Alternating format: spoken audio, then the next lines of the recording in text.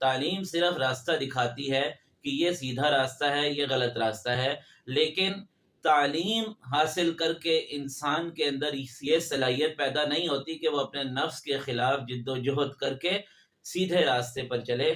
وہ یہ تو جانتا ہے کہ حق راستہ یہ ہے، باطل راستہ یہ ہے، وہ یہ جانتا ہے کہ اطاعت کرنے پر اور زہد و قناعت اختیار کرنے پر اور حیا اختیار کرنے پر یہ ثواب ملتا ہے، اور ان چیزوں پہ یہ گناہ ہوتا ہے، لیکن اس میں یہ ہمت نہیں ہوتی کہ وہ ان گناہوں سے بچ سکے۔ اس کے لیے تربیت ضروری ہے، اس کے لیے تزکیہ ضروری ہے۔ تربیت اور تزکیہ کا مطلب کیا ہے؟ کہ وہ لوگ جن میں یہ صلاحیت ہو کہ وہ اپنے نفس پر کنٹرول کر سکیں، وہ لوگ جو اپنے نفس کو پچھاڑنا جانتے ہوں، وہ لوگ جو اپنے آپ کو گناہوں سے بچانا جانتے ہوں، وہ لوگ جو اپنے آپ کو نیکی کے راستے پر ڈھالنا جانتے ہوں، ان لوگوں کی صحبت اختیار کی جائے۔ اسی لیے اللہ تعالیٰ نے حکم دیا، یا ایھا الذین آمنوا اتقوا اللہ، اے ایمان والو تقوی اختیار کرو۔ تقوی اختیار کرنے کا طریقہ کیا بتایا؟ وَكُونُوا مَعَ الصَّادِقِينَ، سچے لوگوں کے ساتھ ہو جاؤ۔ سچے لوگوں کی صحبت سے